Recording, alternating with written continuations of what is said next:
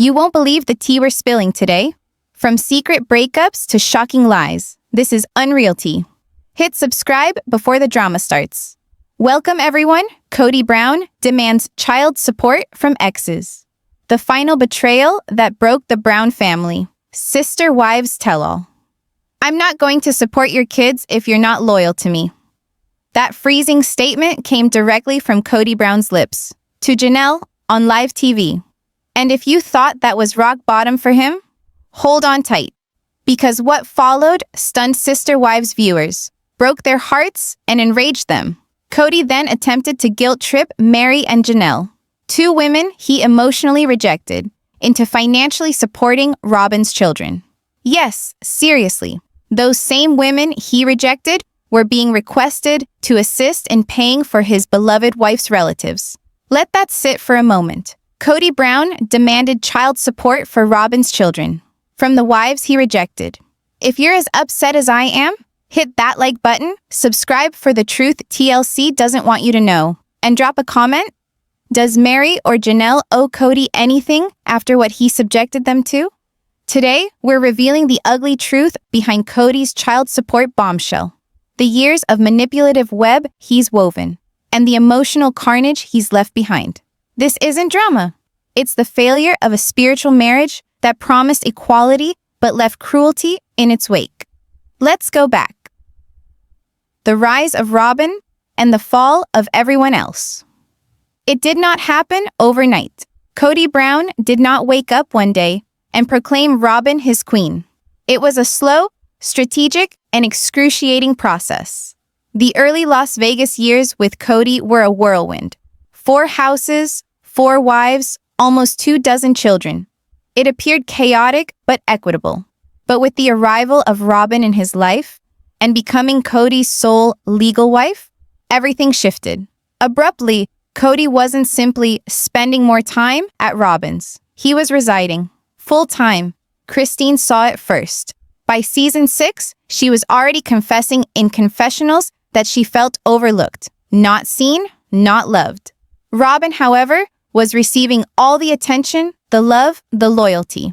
Then came Janelle's confession. Kody's visits were becoming erratic and detached. He was always busy, which was a polite way of saying he's at Robyn's. Again. And Mary? She held on to hope. But the tears in her eyes spoke louder than words. As soon as Robyn entered the picture, Mary lost her position as the emotional anchor of Kody's life. Robyn did not ask for that crown, but she never said no to it either. She became Kody's go-to, his collaborator on all things, the one whose children were most important. The other wives? They got wiped out. Kody's safety rules were just excuses. Things came to a head during the pandemic. Kody instituted harsh home rules, saying it was for safety. But the actual motivation?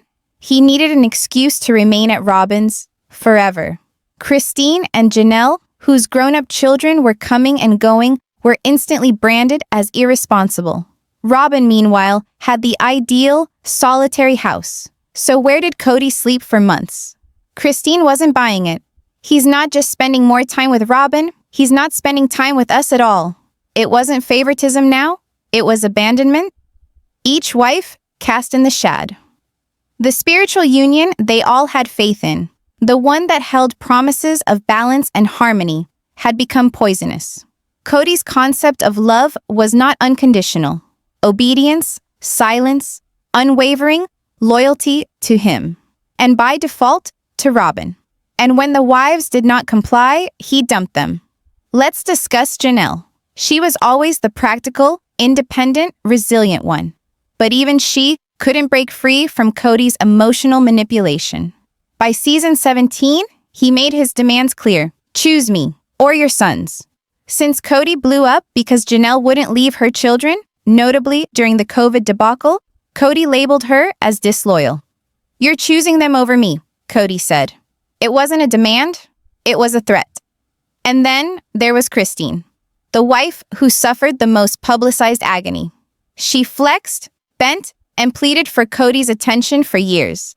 But every time she expressed hurt, Kody turned it around. You're playing the victim. You don't respect the family. And when she made tough parenting decisions, like during Truly's heart surgery, Kody twisted the narrative, saying she went behind his back. In truth, he had emotionally checked out long before that. When Christine finally departed, Kody had the nerve to accuse her of ruining the family. After all those years of absence. The ugly truth. Financial control as emotional weapon. And now, after all that suffering, Kody expects child support from women he drove out of his life. Let's name it what it is. Financial gaslighting. He's guilt-tripping and pressuring Mary and Janelle. Emotionally shattered and betrayed to bankroll Robyn's lifestyle. It's not only unfair, it's repulsive. Final thought. This isn't reality TV drama. It's an honest-to-goodness family, torn asunder by narcissism, control, and betrayal. Kody Brown didn't lose his wives. He drove them away one by one, while constructing a fortress around Robyn and her kids. And now, he expects the women he deserted to pay for it? No way.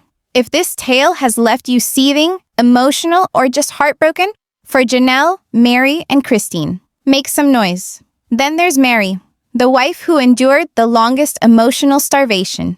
Even after her catfishing scandal, Mary tried for years to win Kody back. She offered olive branches, expressed her love, sat patiently, waiting for his approval. But Kody made it clear, on camera and off, that he had no romantic interest in her. Yet, he never officially released her either. He let her dangle because keeping her loyal without giving her love was still power. These women weren't just partners. They became emotional hostages. They lived in a marriage where love had to be negotiated, respect had to be proven, and validation was never guaranteed. Except for Robyn. Robyn never had to beg. She never had to prove her worth. She was accepted, adored, and defended from the moment she entered. Kody praised her as obedient, respectful, and loyal to the family. But the truth, Robyn was loyal to him. And that's all Kody ever wanted. While the other wives twisted themselves into knots, trying to please a man who always moved the finish line, Robyn was already standing at the finish with Kody by her side. That's not love, that's control. And over time, the strong, hopeful women we met in season 1 became tired, isolated shadows of themselves, until one by one, they began to realize this wasn't the life they signed up for. And it was never going to get better.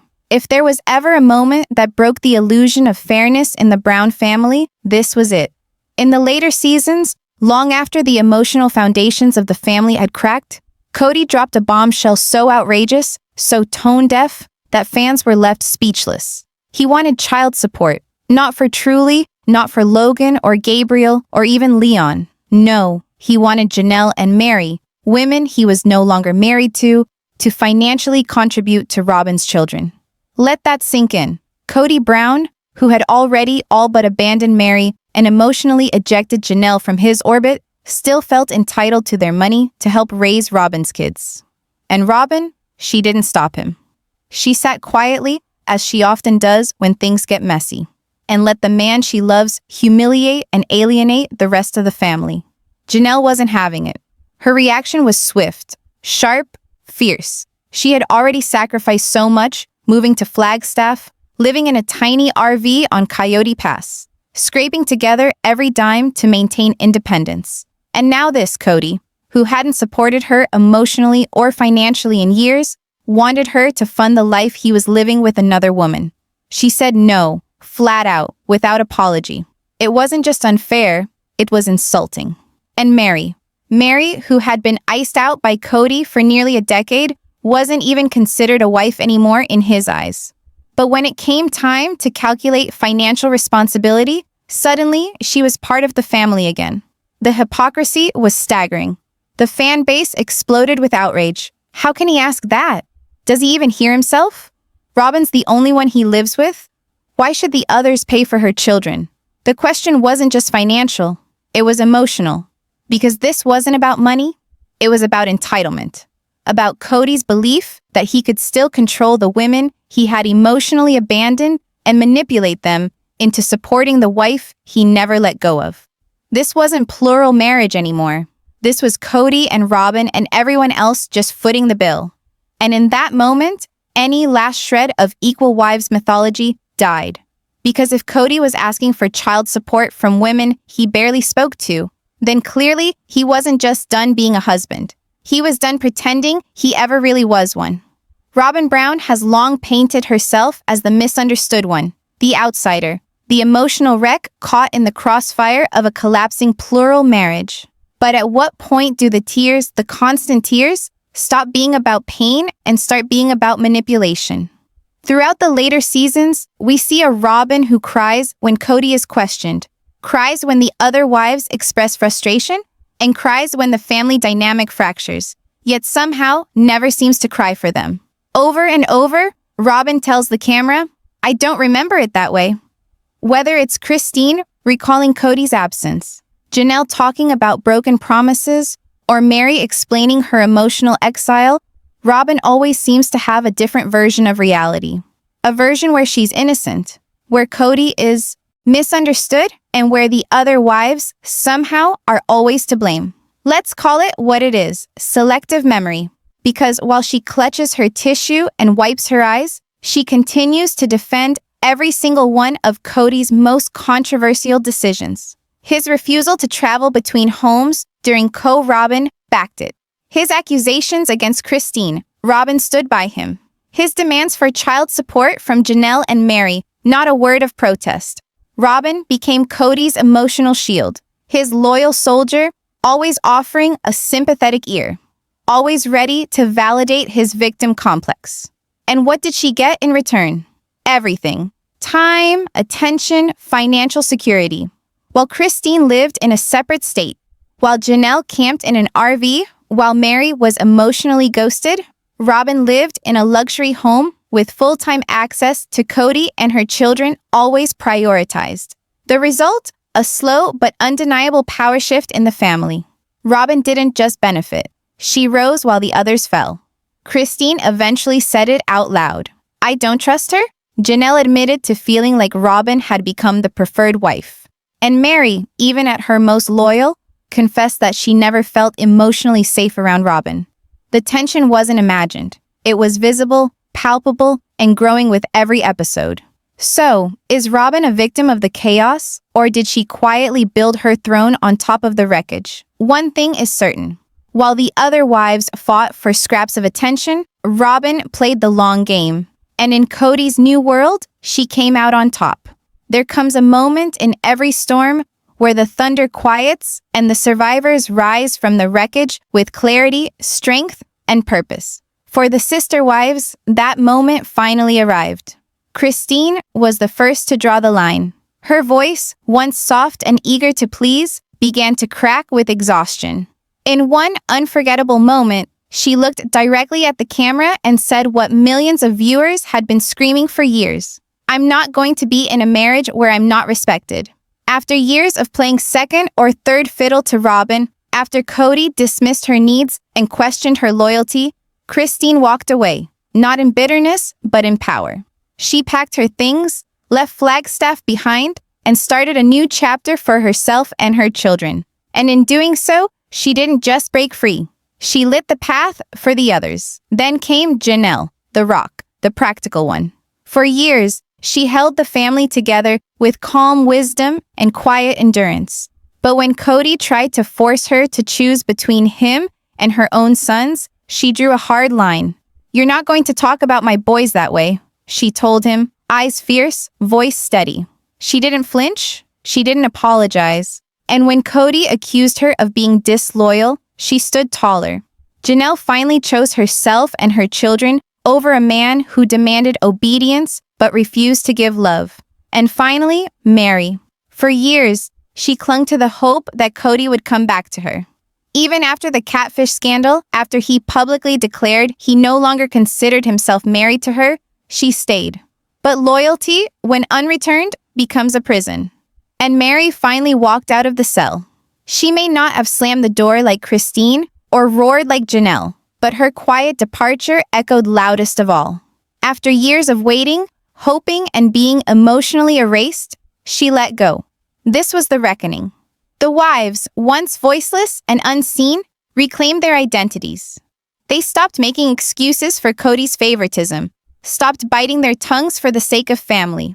And the public, they noticed, support poured in for Christine, Janelle, and Mary. Viewers who once watched in confusion were now watching in solidarity, cheering these women on as they took their lives back. Meanwhile, Kody and Robin, once the self-proclaimed victims, were left alone in the center of a kingdom that had collapsed. And the world had finally seen the truth. What began as a bold experiment in love and unity has now unraveled into a cautionary tale. We watched as control crept in, as favoritism hardened into resentment, as manipulation replaced trust. Kody once stood at the head of a plural family built on the promise of equality.